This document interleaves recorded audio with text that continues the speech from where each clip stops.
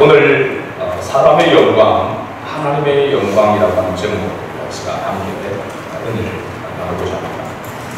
여러분, 요한복음이 모두 몇 장인지 기억나십니까? 지금 성경을 이제 뒤에 찾고 있으면 본다는 요한복음은 21장까지 있습니다. 요한복음 21장. 이 요한복음을 여러분 크게 두 권의 책으로 이렇게 이야기를 합니다. 첫 번째 책이라고 하면 1장부터 오늘 우리가 묵상하는 말씀입니다. 12장까지 1장부터 12장까지를 첫 권으로, 그리고 13장부터 시작해서 20장까지를 두 번째 권으로 이렇게 구분을 합니다. 그럼 마지막 몇 장이 남죠? 21장이 남습니다. 이 21장을 에필로그, 프롤로그와 같은 그런 말씀이다 라고 이렇게 보죠. 그래서 크게는 1장부터 12장까지, 그리고 13장부터 20장까지 이 두 권으로 이렇게 나누게 되어지죠. 1장부터 12장까지 첫 권의 책 제목이 무엇일까요? 당연히 모르겠죠. 여러분들에게 힌트를 드리도록 하겠습니다. 예수님의 생애 중에서 예수님께서 무엇을 가장 많이 행하셨을까요? 무엇을 많이 행하셨을까요? 표적, 기적입니다. 그래서 첫 권의 책 제목을 1장부터 12장까지의 책 제목을 예수님의 표적이라고 이렇게 했습니다. 기적, 이적, 기사라고 이야기하지만 표적이라고 표현할 때에 이것은 좀 다르다겠죠. 표적은 그냥 단순히 놀라운, 어메이징 그런 어떤 역사가 나타나는 것만이 아니라 여기에는 반드시 교훈이 있고 의미가 있다는 사실. 표적. 그 다음에 13장부터 20장까지 둘째 권의 제목은 무엇일까요? 또 힌트를 드린다면 예수님의 십자가와 부활에 관한 이야기입니다. 예수님의 십자가와 부활. 두 번째 권의 책 제목을 뭐라고 부르냐면 영광이다. 예수님의 영광. 첫 번째는 예수님의 표적, 두 번째 13장부터 20장까지는 예수님의 영광. 영광이라는 제목을 붙일 때에 예수님께서 사망 권세를 깨뜨리시고 부활하신 부활의 영광은 이해가 되는데, 십자가의 길로 걸어가는 그 여정, 십자가를 지는 그 길, 그것을 영광으로 볼 수 있느냐. 사람들이 생각할 때는 죽음의 길이 실패와 같은 그런 모습이지만, 예수님께서 그것이 그 십자가의 길이 영광이라고 하는 것은 예수님은 자기의 길을 걸어간 것이 아니고 자기를 보내신 하나님 아버지의 길을 걸었기 때문에 그 길이 영광이었다는 사실입니다. 십자가의 길도 영광인 것이죠. 자, 그러면 우리가 생각할 때에 사람들이 생각하는 영광과 하나님이 생각하는 영광이 다를 수 있다고 하는 것을 우리가 알 수 있겠죠. 생명의 부활, 그야말로 이건 좋은 거잖아요. 기쁜 거잖아요. 즐거운 거잖아요. 그런 영광도 있지만 죽음의 길, 고난의 길, 고통의 길, 그 길도 영광이 될 수 있다는 사실입니다. 세상 사람들은 실패의 길, 고통의 길, 고난의 길, 아픔과 슬픔의 그 길이 영광이라고 말하지 않습니다. 그러나 그리스도인들에게 있어서는 그 가는 그 길이 고통의 길이고 고난의 길이고 또는 죽음의 길이라 할지라도 그 길이 주님이 원하시는 그 길이라고 한다면, 주님의 뜻이라 한다면 그 길이 하나님께 영광이 된다는 사실입니다. 이런 것을 우리가 염두에 두고 오늘 말씀을 좀 살펴보기를 원합니다. 오늘 본문의 말씀은 그야말로 요한복음 첫 번째 권 1장부터 12장 마지막 부분이죠. 12장 마지막 부분. 그래서 예수님께서 공생의 기간에 행하신 모든 표적에 대한 결론적인 그런 부분의 말씀이기도 합니다. 그래서 오늘 본문에서는 예수님의 표적을 기초로 세 가지의 반응, 사람들에게 나타났던 세 가지의 반응을 우리가 살펴보면서 은혜를 나누고자 합니다. 첫 번째, 예수님의 표적 수많은 그 표적에도 불구하고 어떤 반응을 보인 자들이 있느냐면 믿지 아니하는 자들이 있었다라고 하는 사실이죠. 37절 보면 이렇게 많은 표적을 그들 앞에서 행하셨으나 그를 믿지 아니하니, 누구를 믿지 않았다는 겁니까? 예수 그리스도를 믿지 아니하니라고 말하고 있습니다. 그래서 많은 표적을 행했지만 그 표적을 보고도 믿지 아니하는 자들이 있었다라고 이렇게 이야기하고 있죠. 두 번째, 예수님의 표적을 보고도 믿지만 그러나 두려워하는 자들이 있었다라고 이렇게 말합니다. 42절 말씀입니다. 42절 같이 읽어볼까요? 그러나 관리 중에도 그를 믿는 자가 많되 바리새인들 때문에 드러나게 말하지 못하니 이는 순교를 당할까 두려워함이라. 예수님의 표적을 보고 이건 사람이 행할 수 있는 그런 능력이 아니다라고 하는 것을 알고, 그래서 예수님이 메시아였다, 그리스도라고 하는 것은 인정하고 믿지만은, 그러나 그 당시 기득권을 가지고 있었던 바리새인들 때문에 드러나게 말하지 못하니 그 이유는 출교를 당할까 두려워합니다. 그래서 믿는 자이지만은 자신을 밖으로 드러내지 않는 경계지역에 있는 경계인, 또 회색지대에 있는 그런 사람들이라고 이렇게 볼 수 있습니다. 마지막 세 번째, 예수님의 표적을 보고 어떤 사람들이 있느냐, 믿고 보내심을 받은 자들이 있었다라고 말하고 있습니다. 그리고 뭐 읽지 않았지만 44절과 45절 말씀을 같이 읽어볼까요? 예수께서 외쳐 이르시되 나를 믿는 자는 나를 믿는 것이 아니요 나를 보내신 이를 믿는 것이며 나를 보는 자는 나를 보내신 이를 보는 것입니다. 아멘.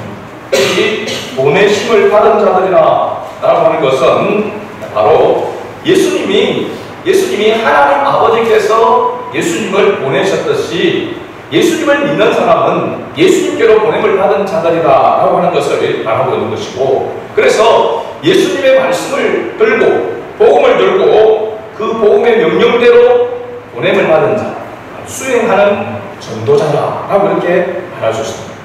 사명자들이죠. 그래서 예수님을 믿는 자들 가운데서 회색지대에 있는 사람들이 있었지만은 예수님을 진정으로 믿는 사람들 가운데에는 그 말씀을 전하는 자, 자기가 하나님께로부터 예수 그리스도께로부터 보냄을 받은 자라고 하는 것을 알고 세상을 향하여 복음을 전하는 전도자, 사명자들이 있었다라고 이렇게 말하고 있습니다. 자, 그렇다면 예수님의 표적을 보고 나타나는 이 반응의 세 부류들을 우리가 살펴보면서 각각의 왜 그러한지 이유를 우리가 찾아보면서 우리 자신들을 점검하는 그런 은혜가 있기를 다시 한번 주의 이름으로 축복합니다. 첫 번째 예수님의 표적을 보고도 어떤 자들이 가겠습니까? 믿지 아니하는 자들이 있습니다. 이 믿지 아니하는 자들이 왜 믿지 않았는지 그 이유를 살펴보면 예수님께서 많은 표적을 행하셨음에도 불구하고 결론적으로는 그를 믿지 아니했습니다. 그 이유가 바로 38절에 나오고 있습니다. 38절을 같이 읽어봅니다. 이는 선지자 이사야의 말씀을 이루려고 하십니다. 이르되 주여 우리에게서 들은 말을 누가 믿었으며 주의 말이 누구에게 나타났나이까 하였더라. 이사야의 말씀을 이루하십니다 라고 이렇게 말하면서 주여 우리에게 들은 말을 누가 믿었으며 주의 팔이 누구에게 나타났나이까 하였더라. 이 말은 이사야서에 있는 이사야 선지자의 말을 인용했다라고 말하고 있는 것이죠. 이 이사야서에 기록되어 있는 이 말씀을 예수님이 이루기 위함이다 라고 이렇게 말하고 있는 것입니다. 이사야서 53장 1절에서 2절 말씀에 보면 이 말씀이 인용되었음을 알 수 있습니다. 특별히 1절에 보면 이사야 53장 1절에 우리가 전한 것을 누가 믿었느냐, 여호와의 팔이 누구에게 나타났느냐, 이 말씀을 지금 인용을 한 것입니다. 예수님께서 인용을 한 것입니다. 2절에 보면 그는 주 앞에서 자라나기를 연한 순 같고 마른 땅에서 나온 뿌리 같아서 고운 모양도 없고 풍채도 없은즉 우리가 보기에 흠모할 만한 아름다운 것이 없도다. 이게 이사야서 53장 2절에 1절과 2절에 기록된 말씀입니다. 예수님께서 행하신 그런 수많은 표적을 보면서도 그들이 예수님을 영접하지 아니하고 믿지 아니했던 첫 번째 이유는 뭐냐면 예수가 그리스도, 즉 메시아이심을 자기들의 백성들을 너희들 구원할 그런 구원자이신 그 예수님이 그 구원자이신 모습으로 보이지 않았다는 것입니다. 그죠? 그들이 볼 때에 예수님이 구원자, 메시아, 그리스도와 같이 보이지 않았다는 사실입니다. 이것은 여러분 오늘날 많은 사람들, 예수님을 믿지 않는 사람, 복음을 들음에도 불구하고, 들었음에도 불구하고 예수를 믿지 않는 모든 사람들의 공통된 그런 모습입니다. 외형적인 모습을 중요시하고 물질 만능주의에 빠져있는 사람들 눈에는 예수가 그리스도, 예수 그리스도가 아무런 소위 말하는 메리트가 없었다는 사실. 메리트라는 말은 좋은 점이죠. 또 경제적인 이 용어로 본다면 가치를 이야기하고 있습니다. 예수가 그리스도이심을 구원자였다고 하는 그런 메리트가 그들에게는 보이지 않았다는 사실, 느껴지지 않은 것이죠. 그러니까 자기들의 머리로 예수님께서 행하신 표적을 보면서 이해타산을 따져본 것입니다. 이렇게 따져보니까 결국은 예수가 그리스도라고 하는 그런 확신이 들지 않았다는 것입니다. 여러분, 우리가 찬양 가운데서도 그렇게 고백합니다. 예수님 한 분만으로 나는 만족하겠네. 또 그런 찬양도 있죠. 예수님이 좋은 걸 어떡합니까? 할렐루야. 예수님이 좋은 것, 예수님이 너무너무 좋아서 예수님이 나의 모든 것 전부 되시는, 그래서 그런 주님으로 고백하는 사람이 예수님을 믿는 자인 줄 믿습니다. 그런데 예수님을 육신의 눈으로 외형적인 그런 모습으로 보면은 그야말로 좋은 것으로 온전히 가치 있는 그런 모습으로 보이지 않더라는 것입니다. 근데 우리 오늘 믿는 사람들에게 있어서 예수님이 우리의 전부가 되어지고 우리의 모든 것이 되어지고 가장 좋은 메리트라고 이렇게 이야기할 수 있는 것은 예수님이 우리를 대신해서 죄의 속함을 위해 자신을 대속제물로 십자가에 내어주셨고 그 예수님의 희생으로 말미암아 그 피로 말미암아 우리가 죄 용서함을 받아서 하나님의 자녀가 된 것입니다. 사망의 냄새가 나는 존재를 생명의 향기로 바꿔주신 분이 바로 예수 그리스도였습니다. 그래서 예수 그리스도는 우리의 전부가 된 것이고 우리 그리스도인에게서는 최고인 것입니다. 그 무엇과도 바꿀 수 없는 것입니다. 이런 예수님에 대한 메리트, 이것을 확신하고 있는 사람이 바로 되어야 예수님을 믿는 것입니다. 그런데 외형적인 그런 모습으로, 육신적인 그런 모습으로 볼 때는 그렇게 보이지가 않았다는 것입니다. 제가 우스갯소리로 그렇게 이야기했습니다. 예수님의 모습이, 얼굴이, 외형적인 모습이 동안이 아니고 노안이라는 사실입니다. 예수님이 33세에 지금이잖아요. 그죠? 그러면 청년의 모습이 가지고 있어야 되고, 나도 볼 때 그래도 그 나이에 맞는 얼굴이 되어야 되는데, 예수님은 뭐, 말씀하시는 것도 세상을 다 사는 것처럼 그렇게 이야기했잖아요. 그래서 네가 아직 50도 되어지지 못하는데 네가 아브라함을 아느냐? 이렇게 설전을 했잖아요. 바리새인들하고. 그죠? 이 예수님의 얼굴이 이사야서 53장 2절 말씀을 보면 고운 것도 없고 흠모할 만한 매력적인 것이 하나도 없다는 것입니다. 좋아할 만한 것이 없다는 것이죠. 육신의 눈으로 보면, 내용적인 모습을 보면, 아니 저런 분이 없지, 저런 풍채도 없고라고 하는 거 보면 왜소했다는 것입니다. 키도 그렇게 크지도 않고 왜소하고 얼굴도 노안이고, 그러니까 여러 가지 이런 모양을 이렇게 볼 때에 저런 분이 어떻게 우리의 구원자가 될 수 있느냐, 우리의 메시아가 될 수 있느냐, 안 된다는 것이죠. 받아들이지 못하는 것입니다. 그래서 육신의 눈을 가지고 있고 육신의 외형적인 그런 모습을 알렸던 그런 사람들, 특히 바리새인들, 서기관, 종교 지도자들은 화려한 옷을 입고 화려한 그런 모습으로 꾸미고 그런 모습 가운데 있는데, 예수님은 목수의 아들, 정말 보잘것없는, 볼품없는 그런 모습을 가지고 있으니까 그런 모습을 보면서 그분을 메시아, 그리스도로 받아들일 수가 없었던 것입니다. 오늘 우리가 많은 그리스도인들이 육신적인, 외형적인 그런 눈으로, 세상적인 그런 눈으로 거듭나지 못한 그런 모습으로 우리가 주님을 바라볼 때에 주님이 나에게, 예수 그리스도가 나에게 무슨 메리트가 있는가?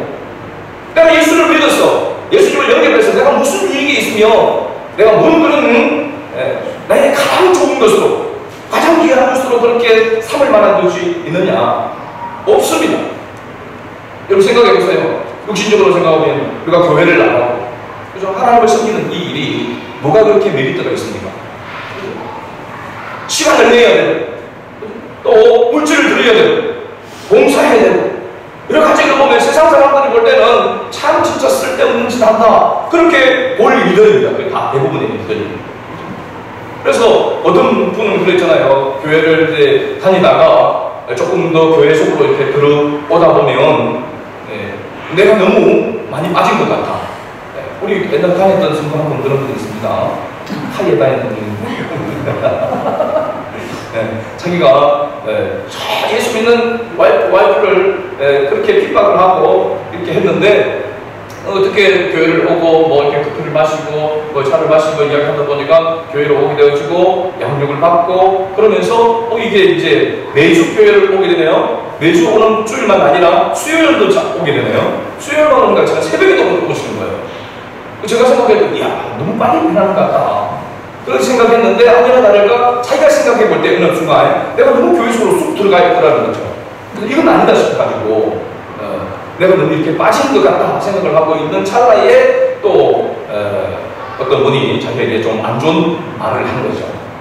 이때다 싶어가지고 교회를 안 나오고 지금까지도 안 나오고 있습니다. 그런 때 생각을 볼 때 육신적인 눈으로 보게 되어지면 이게 할 그게 아니거든요.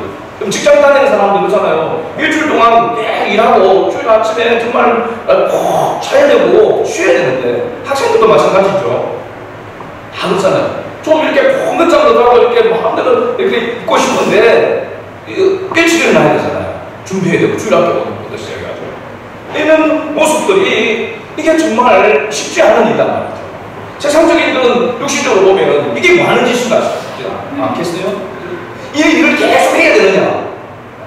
그러면 이제 어릴 때는 부모에 의해서 마지못해서 끌려서 그렇게 하다가 이제 좀 크면 그냥 떠나게 되는 것이죠.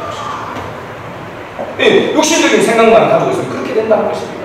다행히 그동안에 하나님의 은혜를 받아서 육신의 눈이 띄어져가지고 영의 눈이 띄어져서 주님이 어떤 존재인지 주님이 나와 어떤 관계에 있는지를 깨닫게 되어지게 되면 이제는 일어나지 말아도 자기 스스로 일어나서 그죠? 즐거이 헌신하고 봉사하는 하나님의 은혜 가운데 머무는 사람이 될 수 있지만 계속해서 육신의 생각과 외부적인 그런 모습에 세상적인 그런 것에 사로잡혀 있으면 이 일을 계속 할 수가 없다는 말입니다. 주님을 섬길 수가 없는 것이죠.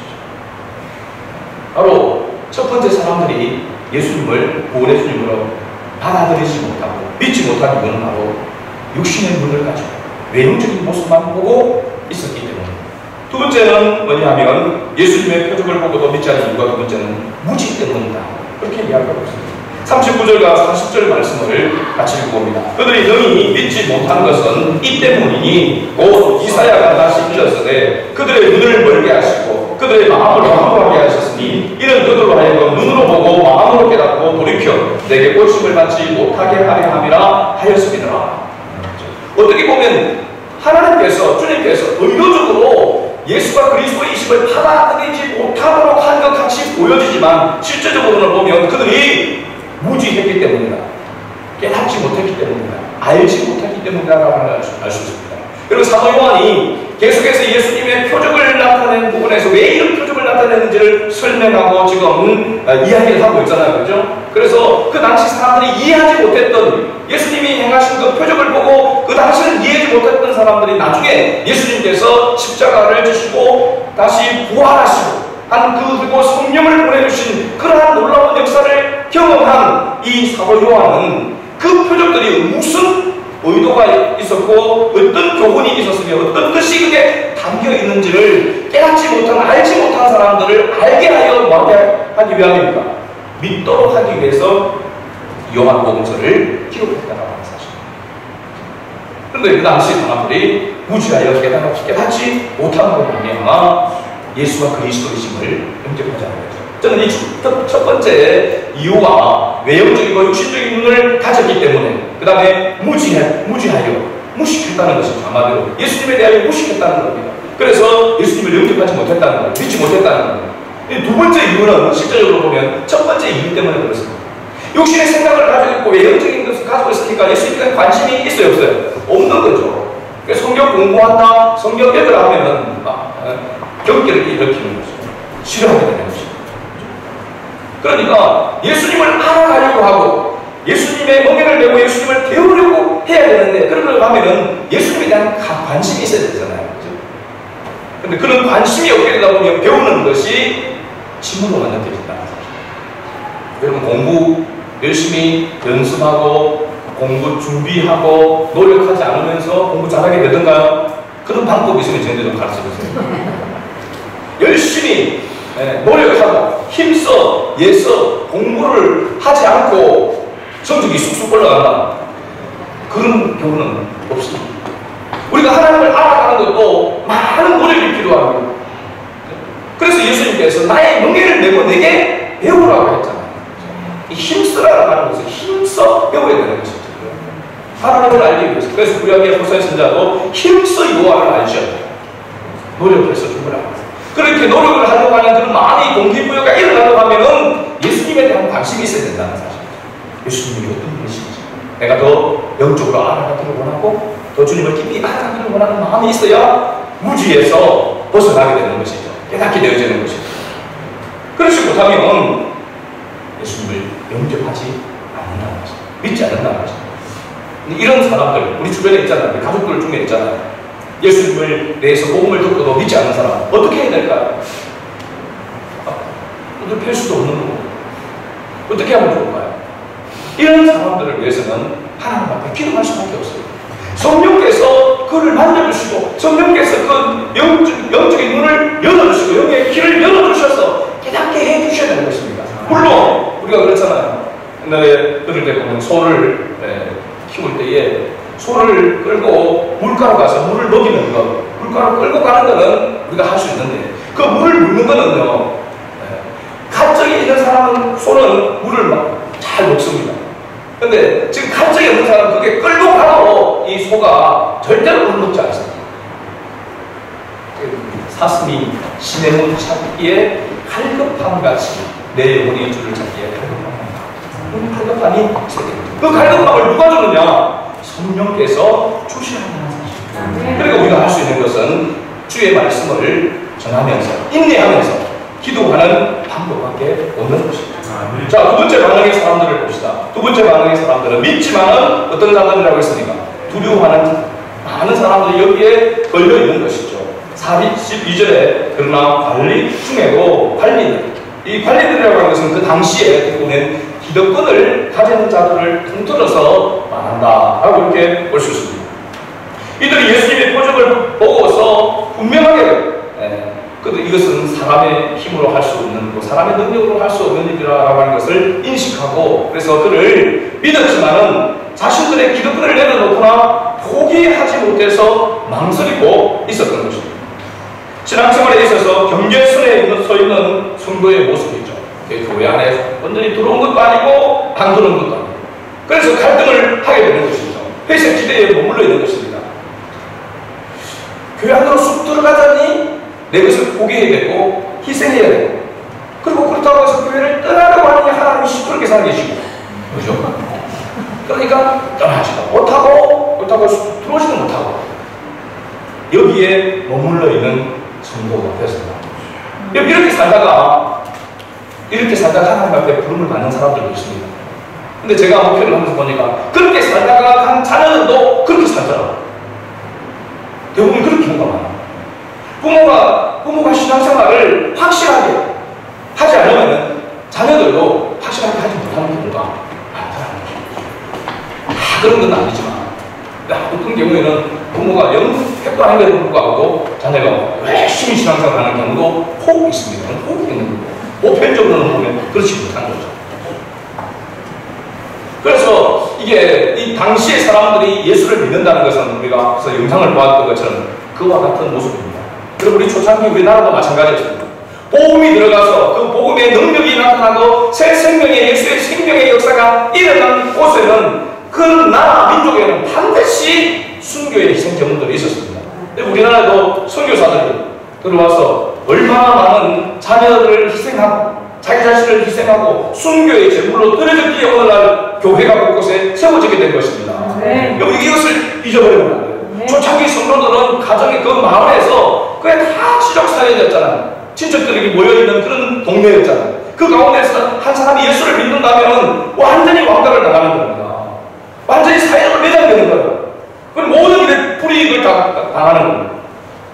그런 것을 감수하면서 예수를 믿고 예수를 섬기는 그 사람들이 있었기에, 그 조상이 있었기에 오늘 믿음의 대가 이어지고 오는 것입니다.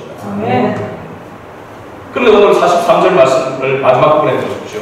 왜 이렇게 회색지대에 머물러 있는가? 예수를 믿는데도 불구하고 왜 그들이 온전히 드러내어서 그리스도인으로 살지 못했는가? 이유가 있죠. 이는 뭘 당할까 두려워함이라 출교를 당할까 두려워. 그 마을에서, 그 가정에서, 그 가문에서 쫓겨날까 두려워했다는 것입니다. 두려움이 있습니까? 없습니까? 있죠.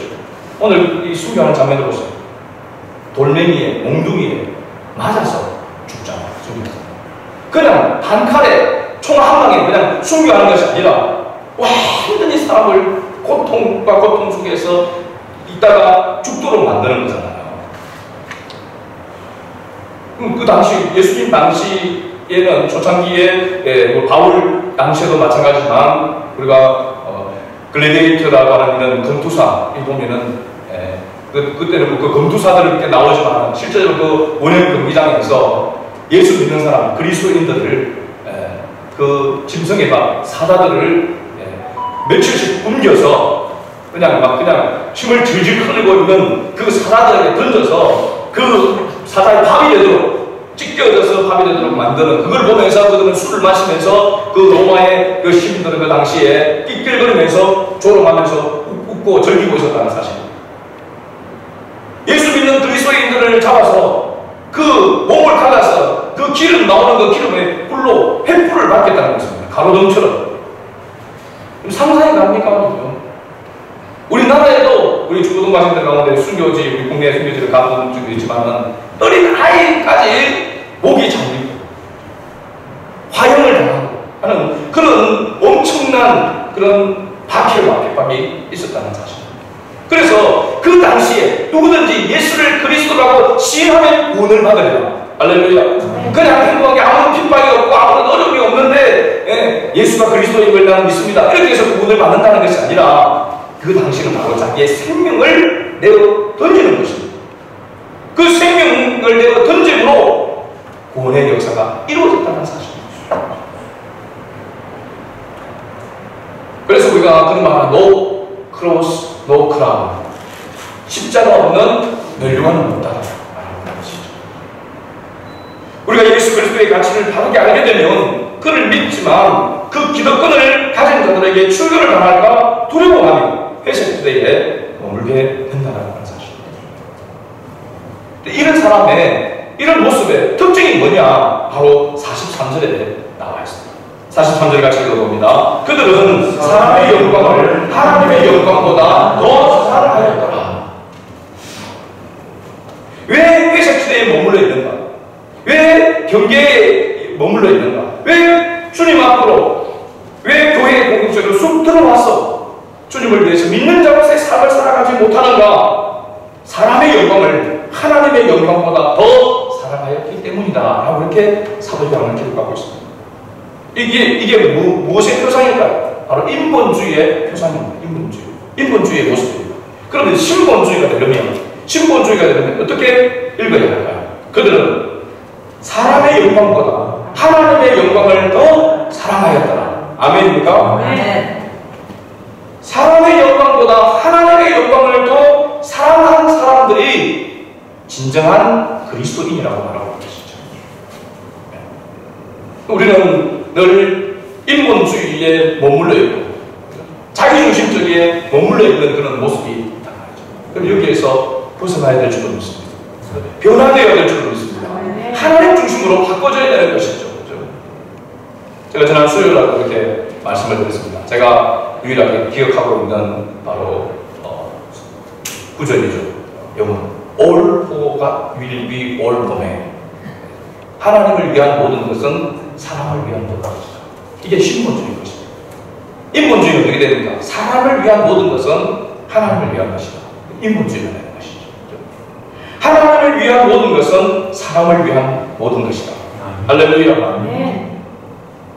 신본주의 신앙으로 서지 않으면 그리스도인이지만 진정한 그리스도인으로의 삶을 살지 못하게 되는 것입니다. 저는 이 생각을 해봤습니다.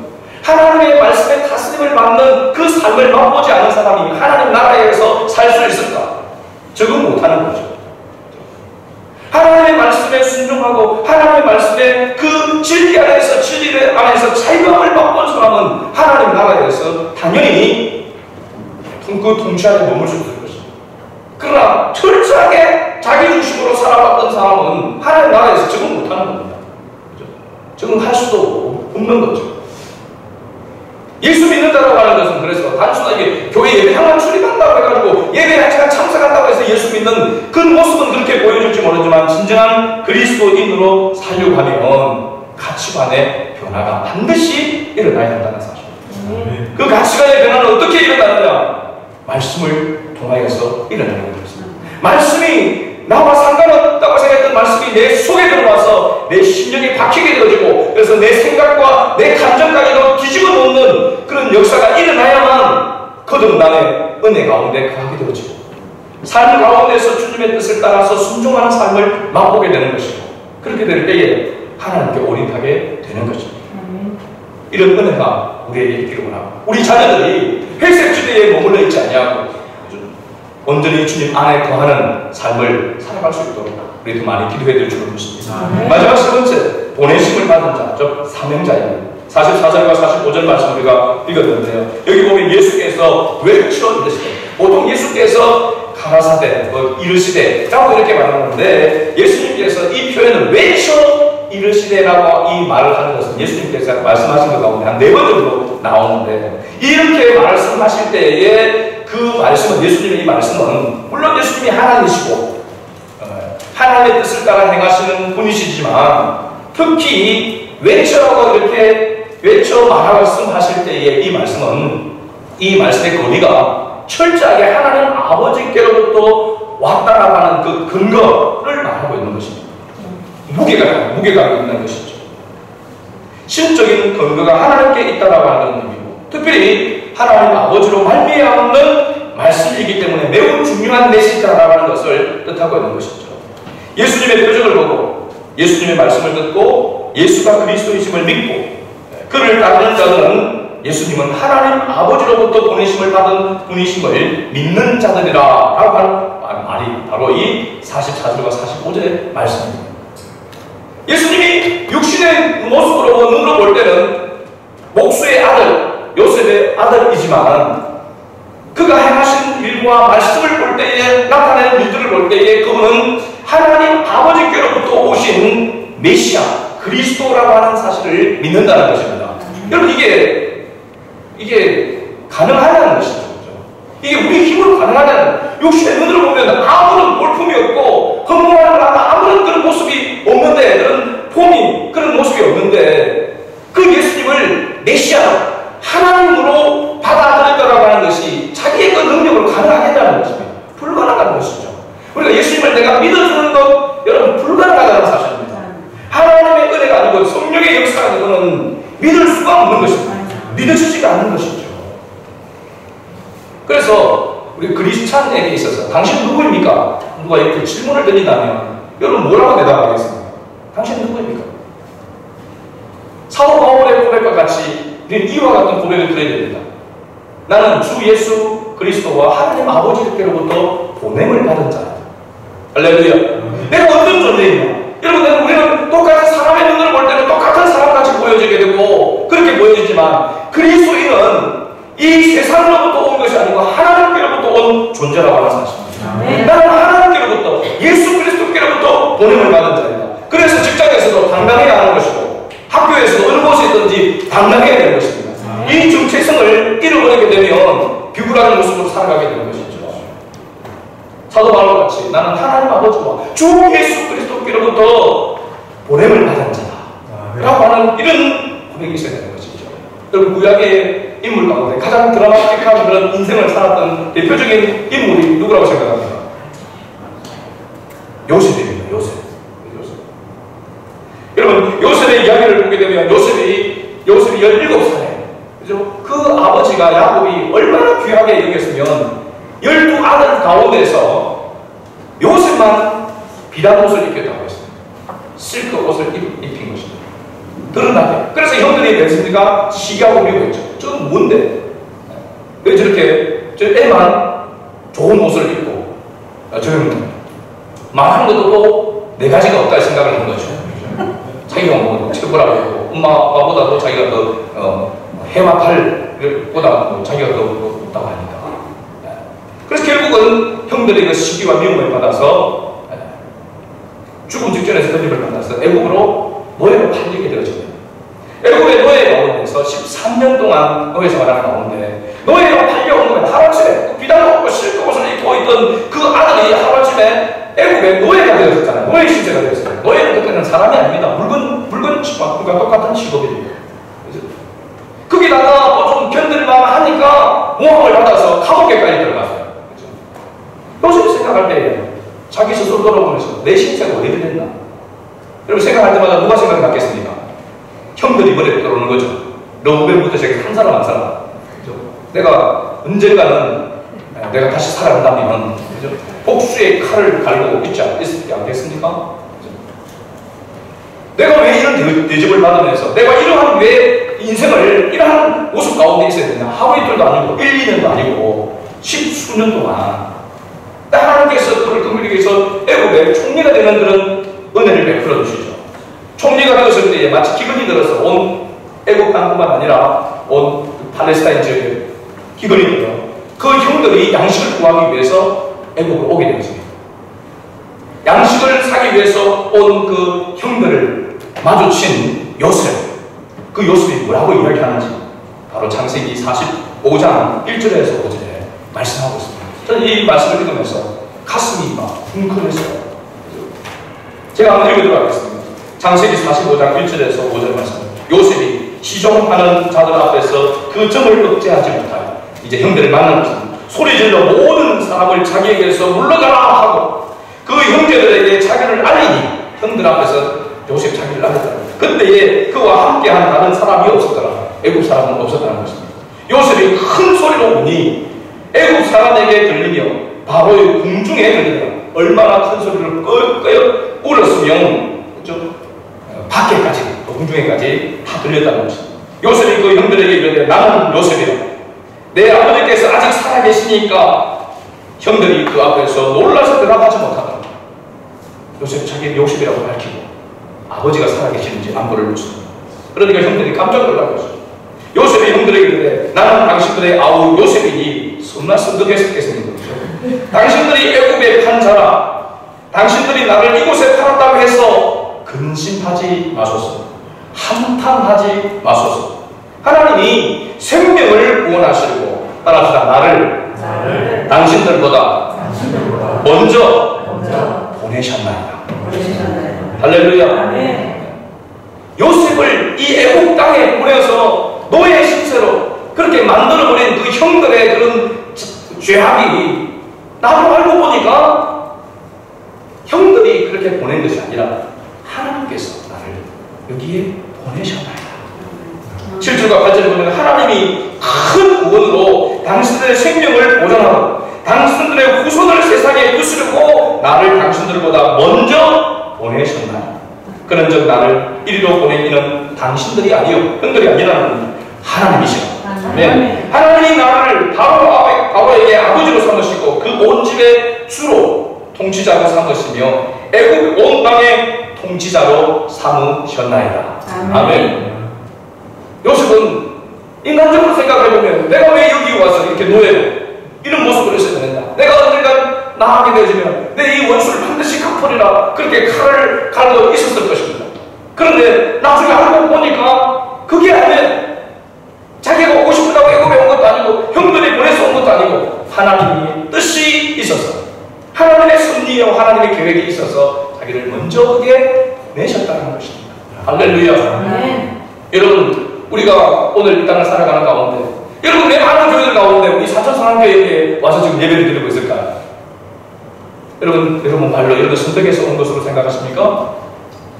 하나님의 섭리를 보게 되시면 하나님이 보내신 줄로 믿습니다. 저도 마찬가지고 목회자는 저도 하나님께서 이곳에 보내신 줄로 믿습니다. 여러분도 하나님이 여기 보내셨음을 믿어야 될 줄로 믿습니다. 그것을 인식하고 살아가는 것과 그렇지 못한 것은 차이가 있습니다. 하나님이 여기에 보내셔서 하나님의 교회를 세우고 하나님의 나라를 땅에 이 지역에 펼쳐나가도록 하나님께서 부르셔온 것은 하나님 우리에게 주신 사명인 줄로 믿습니다. 근데 우리는 아이 공부 때문에 또 직장 때문에 돈 버는 것 때문에 아주 쉽게 이사를 가고 그렇게 합니다. 근데 가만히 보면 우리가 이사 가는 것도 쉽게 갈 수 있는 것이 아님을 알아야 돼요. 사명을 따라가야 되는 것이죠. 하나님의 뜻을 따라서 가야 되는 것이죠. 그렇지 않으면 인생을 20년, 30년, 50년, 70년, 80년을 살아가는 것도 불구하고 하나님과 전혀 상관없는 삶을 살다 갈 수 있다는 것입니다. 회색 시대에 머물러 있다가 인생이 끝날 수 있다는 사실입니다. 여러분, 사도 요한이 왜 예수님에 대해서 이렇게 말씀하시면서 예수님께서 하신 그 모든 일들이 자기의 뜻이 아닌 하나님 아버지로부터 온 말씀 그대로, 여러분 오늘 마지막 50절 말씀을 읽어보세요. 나는 그의 명령이 영생인 줄 아노라. 그러므로 내가 이르는 것은 내 아버지께서 내게 말씀하신 그대로니라 하십니다. 아멘. 예수님께서 행하신 이 모든 일이 하나님 아버지로부터 보내심을 받아서 하나님의 아버지의 말씀 그대로 행했다라고 하는 사실입니다. 그럼 예수님께서 우리에게 요구하신 것이 뭘까요? 또 마찬가지입니다. 내 뜻대로, 내 마음대로, 내 생각대로, 내 계획대로 살아가는 것이 아니라 하나님의 말씀대로 우리도 살아야 한다는 사실입니다. 그럴 때에 자유함이 있게 되어지고 그럴 때에 주님의 은혜를, 주님의 기적을 맛보게 되는 것입니다. 여러분, 하나님이 있는지 없는지 아직도 의심이 갔습니까? 하나님한테 온전히 올인하고 있지 못하고 그래서 불안합니까? 두렵습니까? 그래서 어려운 문제를 만나면, 힘든 일을 만나게 되면 그냥 좌절하게 되고 낙심하게 됩니까? 이유가 뭘까요? 나의 존재 가치를 잊어버리기 때문에 그렇습니다. 정체성을 잊어버리기 때문에 그렇습니다.